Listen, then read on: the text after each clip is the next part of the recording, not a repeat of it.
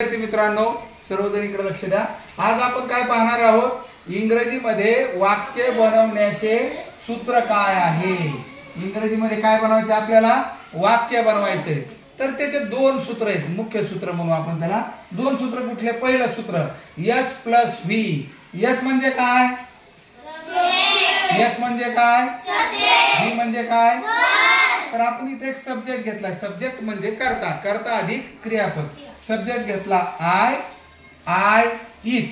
I ईट म्हणजे काय, मी खातो। एक वाक्य पूर्ण झाले। आता दुसरा प्रकार कुठला, yes plus H V plus V म्हणजे काय। यस म्हणजे सब्जेक्ट, एच व्ही म्हणजे काय, हेल्पिंग वर्ब, आणि नंतर आहे वर्ब, नंतर काय आहे वर्ब।